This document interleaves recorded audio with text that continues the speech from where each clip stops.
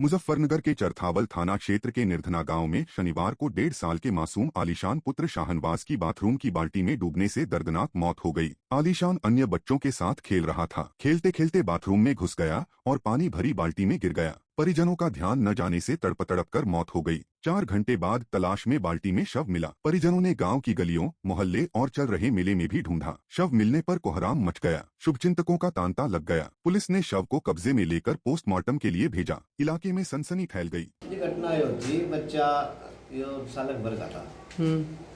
खेलता खेलता अपना उसके गन्ने में चला गया। उसके गन्ने में बाल्टी में पानी रखा था, करीबन 5-4 किलो होगा आधी बाल्टी के आसपास। अब उसमें पलटी बाबू खेल रहा था, ठाक उसमें गिर गया। इसके गिरने के कारण मौत हो गई इसकी। अच्छा ढूंढना भी कभी यहाँ कभी वहाँ, एक मेला सा भी लग रहा, बल्कि वहाँ का भी ढूंढ गया इसकी गार्जियन और भी गाँव में ढूंढ रहे थे। भाई कहाँ गया बच्चा? 3-4 घंटे के बाद देखा तो बच्चा एक्सपायर हो गया। मैं बहुत दुखद माहौल है घर में, सारे मेरे परिवार कुछ नहीं, बस क्या कर सकते भाई, इस दुखद घड़ी में हम साथ खड़े हैं। यहाँ पे एक बच्चा है हमारे बच्चा है, वो ये 2-3 घंटे से गया था।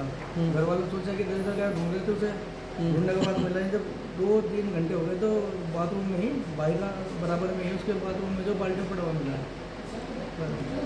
घटना कैसे हुई पूरी?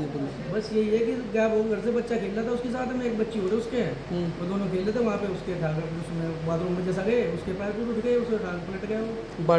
हाँ, बाल्टी पानी की बाल्टी रखी थी वहाँ पे। जब 2-3 घंटे हो गए ढूंढते हुए, इधर उधर ढूंढ रहे थे।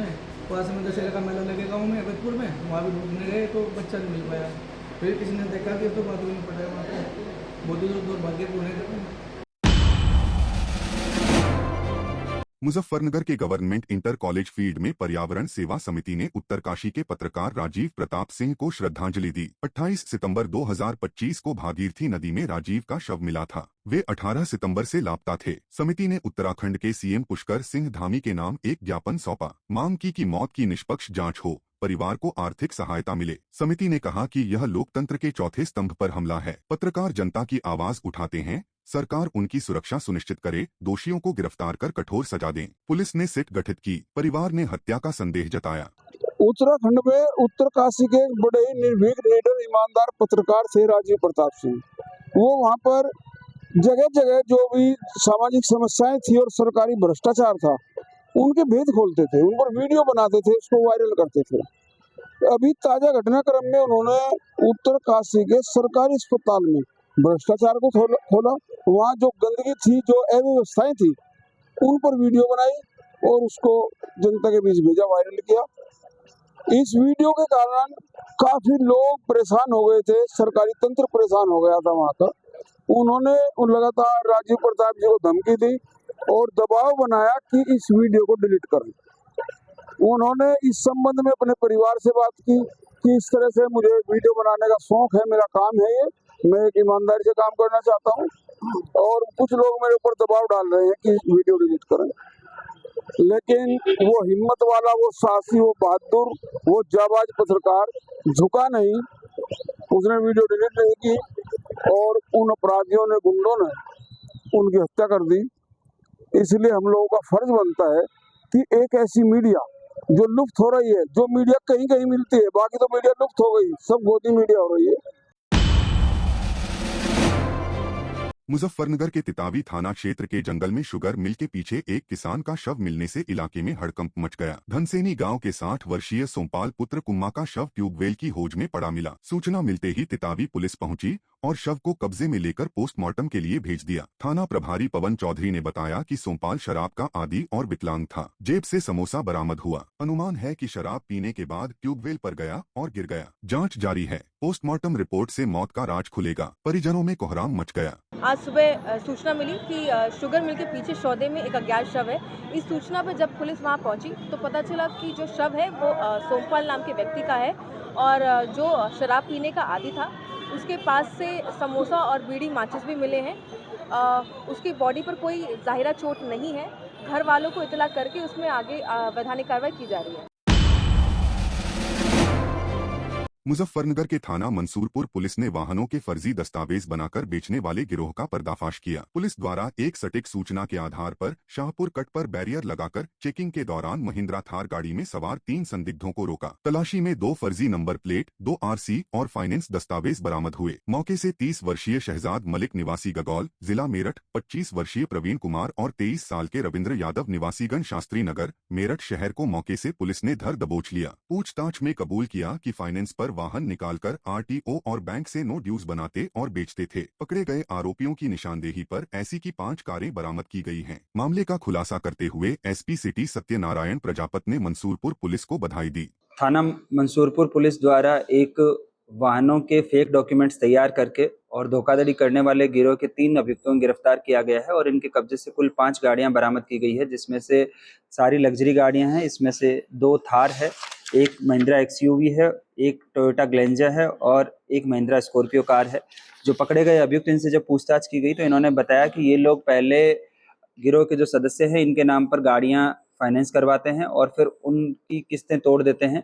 इसके पश्चात ये लोग एक RTO के मुंशी से मिलकर उसके फेक डॉक्यूमेंट्स तैयार करके, जिसमें उसका बैंक का नो ड्यू सर्टिफिकेट रहेगा और उस गाड़ी की RC रहेगी, ये फर्जी तैयार करते हैं और फिर मार्केट में अलग अलग कस्टमर्स को ये ढूंढते हैं और जिनसे कहते हैं कि हमारे पास में एक नई गाड़ी है जो कम चली है और उस पर लोन जो है वो क्लियर है।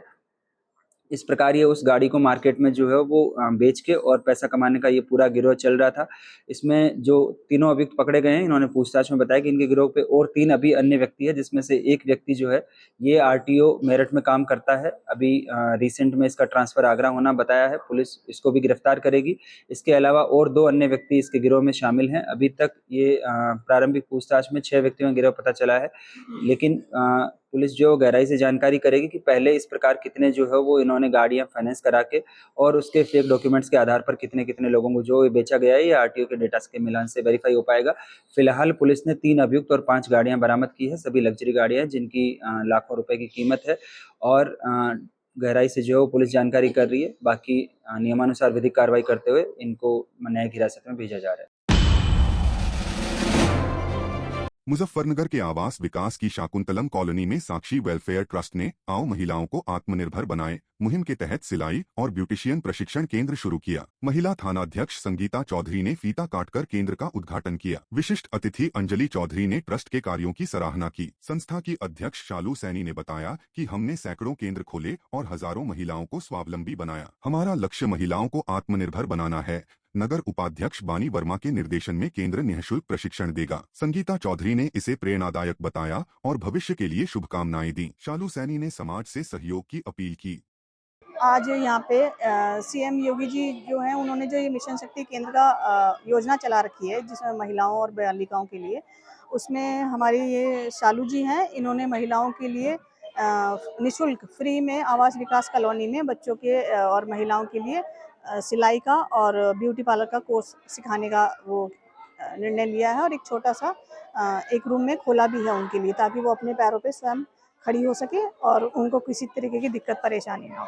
इसी मौके पे हमने उनको हेल्पलाइन नंबरों के बारे में भी जानकारी दी, ताकि अगर उन्हें किसी तरीके की परेशानी होती है आने जाने में, लड़कियों को स्कूल कॉलेज, महिलाओं को कोई अड़ोस पड़ोस में किसी को भी दिक्कत परेशानी है, तो 181 10 90 19 30 112 किसी भी चीज़ में आपको वो चाहिए तो वो तुरंत उस हेल्पलाइन के बारे में जानकारी दी, ताकि वो उसका यूज़ कर सकें और दूसरों की मदद कर सकें। महिलाओं को आत्मनिर्भर बनाने के लिए हमारी साक्षी वेलफेयर ट्रस्ट की जो मुहिम चली हुई है, जगह जगह हम सिलाई सेंटर व ब्यूटी पार्लर के सेंटर लगाकर महिलाओं को आत्मनिर्भर बनाने का प्रयास कर रहे हैं और पिछले वर्षों से हम लगातार हर जगह गांव-गांव में जाके महिलाओं को आत्मनिर्भर के लिए निःशुल्क सिलाई सिखाते हैं। आज यहाँ आवास विकास काशीराम कॉलोनी में एक महिलाओं के लिए, बालिकाओं के लिए निःशुल्क ब्यूटी पार्लर व सिलाई केंद्र खोला गया है और जिसमें उनको सिलाई सिखाकर उनको डिप्लोमा भी दिया जाएगा, ताकि वे आत्मनिर्भर बन सकें, क्योंकि महिलाओं का आत्मनिर्भर होना बहुत ज़रूरी है और इसीलिए हमारी साक्षी वेलफेयर ट्रस्ट की मुहिम है और ज़्यादा से ज़्यादा हम प्रयास करें कि महिलाओं को, बालिकाओं को आत्मनिर्भर बनाया जा सके।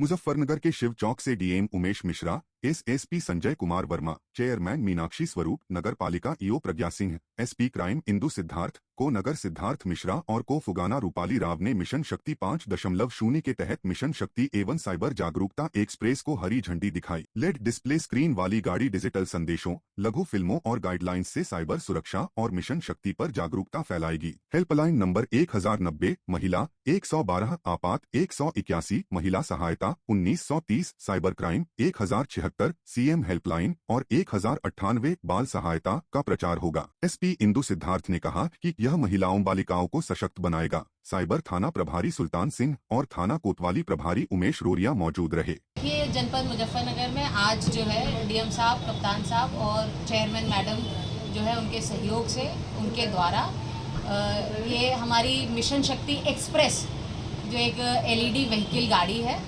और इसी के साथ साइबर अवेयरनेस एक्सप्रेस भी है। ये हमने इसमें जो है लघु फिल्मों के माध्यम से, छोटी छोटी गाइडलाइंस फिल्मों के माध्यम से जो है हम लोगों को अवेयर करने की प्रयास कर रहे हैं कि वो किस तरह साइबर थ्रेट से बच सकते हैं और किस तरह जो है महिलाएं जागरूक होकर अपने हक के लिए लड़ सकती हैं।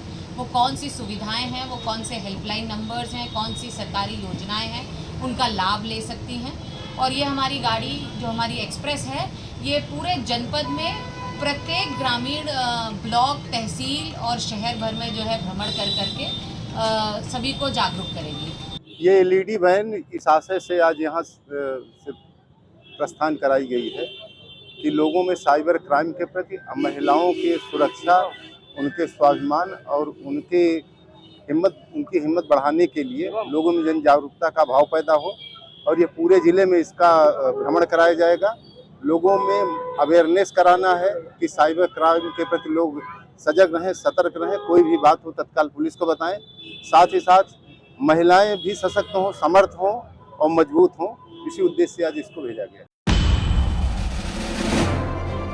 मुजफ्फरनगर में राष्ट्रीय स्वयंसेवक संघ की स्थापना के 100 साल पूरे होने के उपलक्ष्य में शहर के मुख्य मार्गों पर पथ संचलन निकाला गया। इस दौरान हिंदुस्तानी पसमानदा मंच के मुस्लिम कार्यकर्ताओं ने पुष्प वर्षा कर भाईचारे और एकता का संदेश दिया। मंच के राष्ट्रीय प्रवक्ता रिजवान अंसारी की अगुवाई में मुस्लिम समुदाय ने बढ़ चढ़कर हिस्सा लिया। रिजवान अंसारी ने कहा कि हमने मार्गदर्शक इंद्रेश कुमार और राष्ट्रीय संयोजक शमशाद मीर के निर्देश पर यह पुष्प वर्षा की। सभी धर्मों के लोगों ने इसमें हिस्सा लिया। यह मुजफ्फरनगर की गंगाजमुना तहजीब की मिसाल है। आयोजन में इदरीस खान, मौलाना सदरी आलम, कारी आस मोहम्मद, आमिर मिर्जा, रविश अंसारी और मोहम्मद साजिद सहित दर्जनों लोग शामिल हुए। हमारे संगठन हिंदुस्तानी पसमानदा मंच के नेतृत्व में और हमारे मार्गदर्शक आदरणीय इंद्रेश कुमार जी के दिशा निर्देश पर आज मुजफ्फरनगर के अंदर दुनिया के सबसे बड़े राष्ट्रवादी संगठन और देशभक्त संगठन और सामाजिक संगठन आरएसएस के पथ संचालन पर पुष्प वर्षा की है और पसमानदा समाज को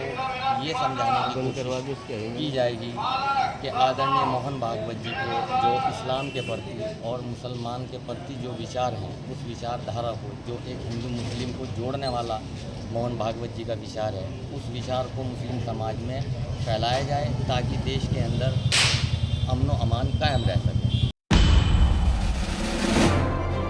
मुजफ्फरनगर के तितावी थाना क्षेत्र के लखान गांव में खेत में काम कर रहे किसान रामकुमार को सांप ने डस लिया। सुबह 7 बजे खेत पहुंचे रामकुमार 10 बजे तक घर न लौटे तो परिजन खोजने गए। परिजनों को रामकुमार खेत पर मृत अवस्था में मिले। सीएचसी ले जाया गया, जहां डॉक्टर ने मृत घोषित कर दिया, जिसके बाद परिवार में कोहराम मच गया। इस घटना से इलाके में सनसनी फैल गई। मुजफ्फरनगर के नरा जड़ौदा स्थित विश्वकर्मा इंटर कॉलेज की जमीन पर हरे भरे आम के पेड़ काटकर बेच दिए गए। ग्रामीणों को भनक तक नहीं लगी। जैसे ही पता चला, उन्होंने विरोध शुरू कर दिया। ग्रामीणों ने कॉलेज प्रबंध समिति पर बिना परमिशन चोरी छिपे कटाई का आरोप लगाया। ग्रामीणों ने निष्पक्ष जांच और कार्रवाई की मांग की। प्रबंध समिति ने कोई प्रतिक्रिया नहीं दी। ऐसा है जी, वो 1 बीघा जमीन स्कूल के नाम है। स्कूल के ही प्रबंध समिति उसे जो है देख रेख करती है। उसमें पेड़ खड़े हुए थे और वे पेड़ जो हैं चोरी से काट लिए गए। उसका किसी को पता नहीं चला कि वे पेड़ जो है कैसे काटे, प्रस्ताव करा नहीं करा, क्या कुछ पता नहीं है। कितने पेड़ लगभग? मैं कम से कम भी जो है 7-8 पेड़ थे और वे काट लिए। हम अभी उधर को गए थे, 2-3 दिन हुए, तो हम मुझे दिखाई दिया कि पेड़ काट रखे। तो वहाँ पता करा, कहने लगा भाई ये प्रिंसिपल और ये प्रबंधक, उन्होंने ये कटवा दिए। कौन सा स्कूल है, क्या नाम? विश्वकर्मा इंटर कॉलेज नारा। मुजफ्फरनगर में राष्ट्रीय क्रांति युवा मोर्चा ने सर्वजातीय सद्भावना रैली निकाली। रैली भोपा पुल से शुरू होकर विश्वकर्मा चौक, टिकैत चौक होते हुए महावीर चौक पर समाप्त हुई। मोर्चा ने कहा कि हमारा उद्देश्य 36 बिरादरियों को एकजुट करना है, सभी जातियों का सम्मान सुनिश्चित करना हमारा लक्ष्य है।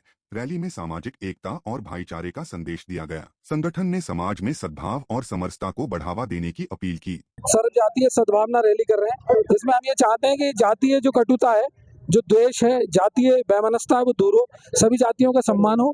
हमने कहा कि हर जाति है फूल और सबका सम्मान करें, इस तरीके की हम बात है। और दूसरी हम घोषणा करने जा रहे हैं, राष्ट्रीय युवा क्रांति मोर्चा प्रदेश अध्यक्ष छात्र सभा की जिम्मेदारी आज इन्हें दी जा रही है। जोरदार तालियों से आप सभी इनका स्वागत करें। भैया अजीत जी, बहुत इनको शुभकामनाएं देता हूँ।